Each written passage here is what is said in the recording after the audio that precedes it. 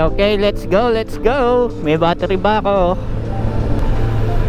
Balik na naman tayo sa pag-vlog kunyari. Simulan natin uli ngayon. Short ride lang muna.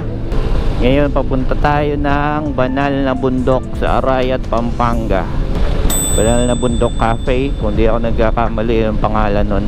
So andaan natin dito tayo sa may Baliwag sa Candaba, para wag naman puro expressway. Setup natin ganun pa rin, GoPro 11 pa rin tayo with boom mic. Tapos ang bago natin ngayon is naka-cardo na tayo na intercom. Malinaw na yung ating usapan kay backride. Gamit pa rin natin tong GSX S1000 GT natin. Nakabukas yung maps natin kasi hindi ko kabisado yung daan eh. Ayaw din niyang ma-search. Ito yung isa sa mga features ng motor na to. Meron tong maps pero sobrang hirap gamitin. So hindi ko rin siya madalas nagagamit kasi yung ginagamit niya Apple Maps, which is hindi naman updated sa Pilipinas. Hindi ko nadala yung ating Android phone na dapat yun na lang ang ginagamit sa Waze. So meron tayong mount dito, yung etong quad lock. So dapat dito siya nilalagay na lang. Kaso na hindi natin nadala. Naisipan lang naming magkape ngayon kasi medyo nangangati na akong magmotor uli. And malapit-lapit lang naman yung destination. Yun, doon tayo pupunta sa Arayat. Ito, lilikutin si Nissan Terra dito.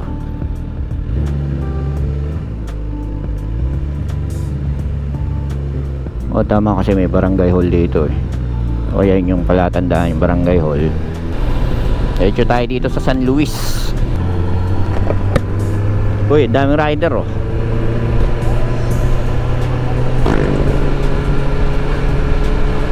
Papunta siguro sila ng Gawi dun eh, papuntang Baliwag yun. Ito kasi papuntang Nueva Ecija eh. Tanggal muna ako ng gloves at hindi natin kabisado yung daan. Kailangan ma-access ko kagad yung cellphone.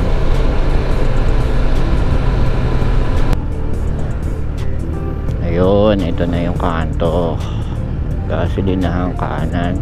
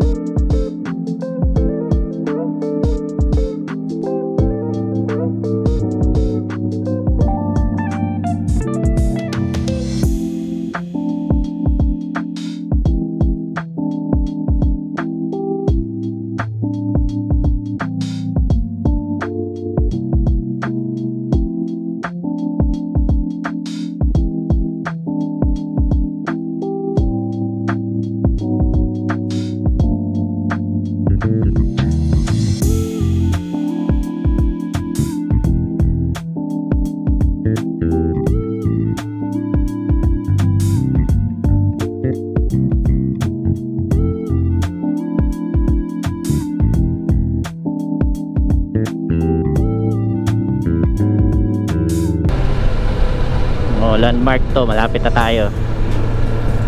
Dire-diretso lang dito, tapos may kanto dito kakanan. Mga pupunta dito.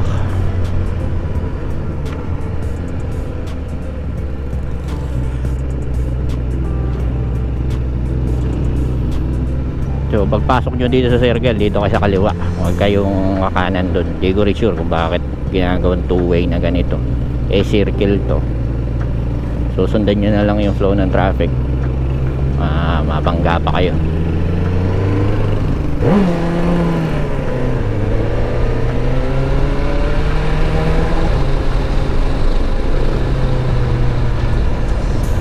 So mula dito siguro mga 10 minutes na lang yan.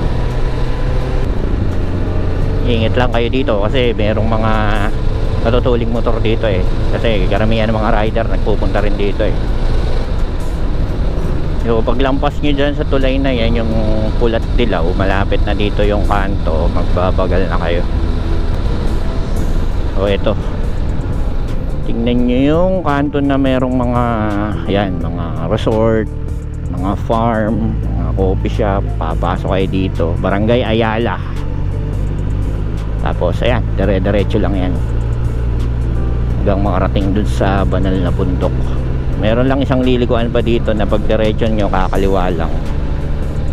So madali namang madidistinguish yun dito. So ayan o, ang daming farm resort dito. Nandito na tayo sa paanan mismo ng bundok. Ayan, susundan nyo lang yung mga signages. Ayun, yung B&B Cafe, doon tayo pupunta.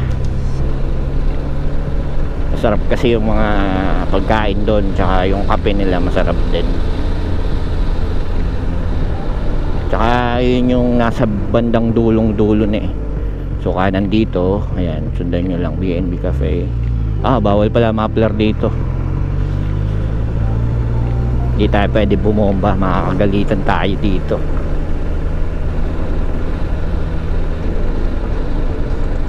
Tapos ito, kaliwa.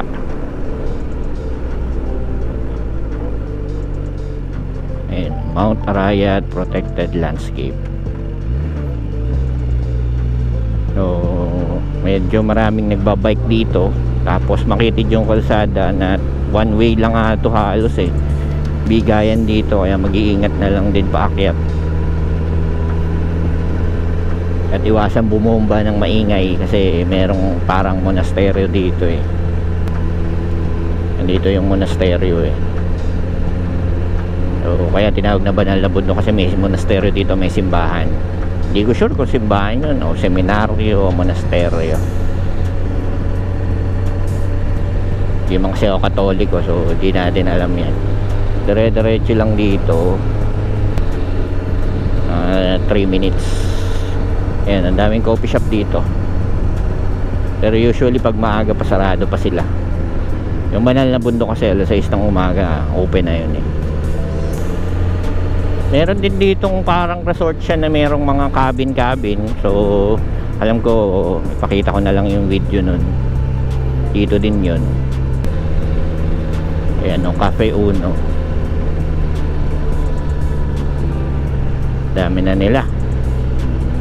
Ayan, may bago rin dito, Cafe Station 1. Kaya banal na bundok, Dalanin Cruz.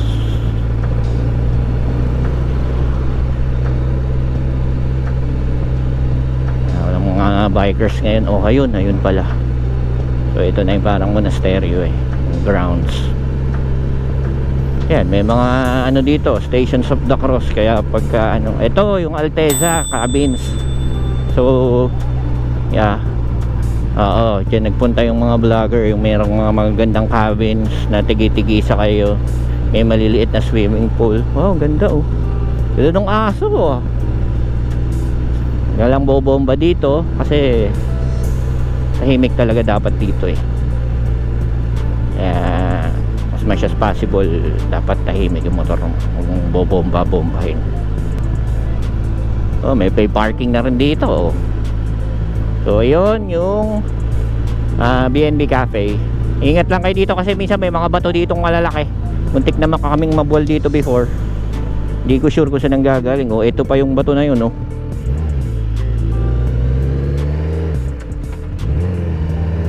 So walang mga rider ngayon na nagpunta.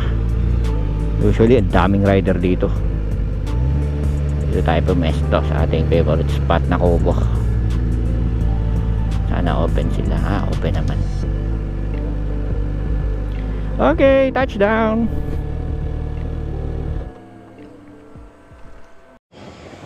So, nandito na tayo ngayon sa B&B Cafe sa banal na bundok. umorder na kami, maya dadating ngayon. So doon kayo order sa kanilang counter, then dadalhin yung sa table nyo. Meron pala din sila sa likod pa, hindi ko alam kung bahay nila yun or probably events place. Nakausap namin dati yung may-ari nito na rider din. Meron siya dati ditong motor na Harley. Mahilig silang mag-ride din. O kaya minsan maraming riders dito na nakaparada mga grupo. Hindi lang natin pagkain tapos kain at kape. Kain at kape na. Ito yung bundok. So doon sa kabila parang open na. Tapos na siguro yung ginagawa, mamaya explore natin. Yun yung paakyat ng Arayat eh. So, paakyat na to. Yung likod na to. Yun yung entrance, merong Station of the Cross doon. Yun yung pababa.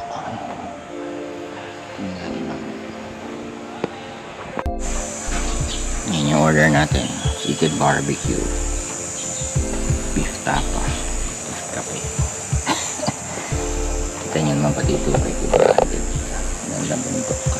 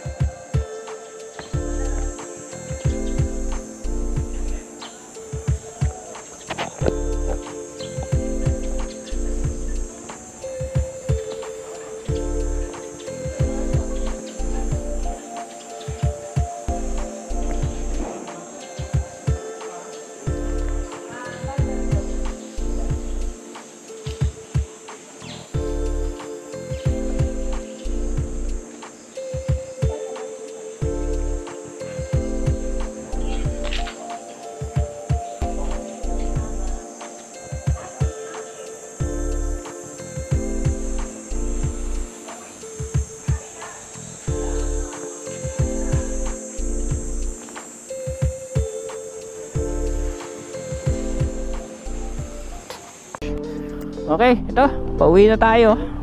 Expressway na lang tayo. Medyo mahirap nang maglooban ngayon. Ang dami ng tricycle at motor sa daan ng mga kalaban.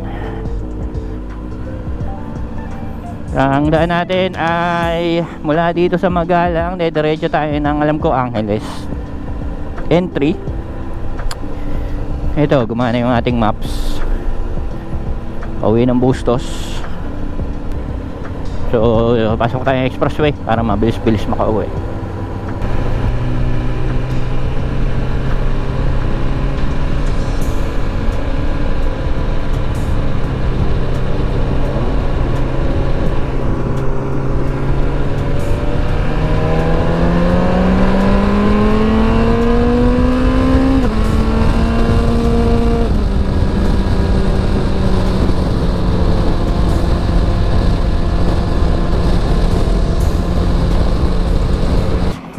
Okay, new battery.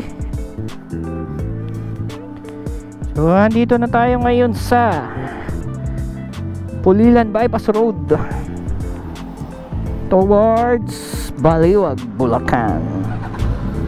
Palit lang tayo ng battery kasi habang nasa expressway tayo, naubusan tayo ng battery eh, iba pa rin yung meron tayong parang dashcam habang bumabiyahe. Sobrang init na po, alas 10 pa lang ng umaga. Hindi talaga advisable yung ganitong oras, nasa daan ka pa pag nagra-ride ka. Nandito na tayo sa Baliwag. Yun yung pag-exit mo ng bypass, Pulilan bypass. Diretso nito ay SM. So ayan, tapos na ang ating munting ride. Extremely short ride, magalang lang, kalahating araw lang din. So ni medium ride, hindi matatawag na medium ride yun, ang lapit lang nun. Okay, next ride uli. Nagra-ride uli tayo this month. Kailangan by July may ride uli tayo. Medyo kinakalawang na tayo sa pagra-ride eh. Siguro bibili rin ako ng box na kailangan kong bumili ng additional box kung maglo long ride kami. Baka dito ako bumili sa Motofox Baliwag, kasi yung aming saddle box, yung factory saddle box ni GSX-S ay mahirap kuhanan ng laman. So kailangan namin yung top box para kung handon yung drone, yung mga wallet, cellphone ay madaling i-retrieve. So siguro yun yung next.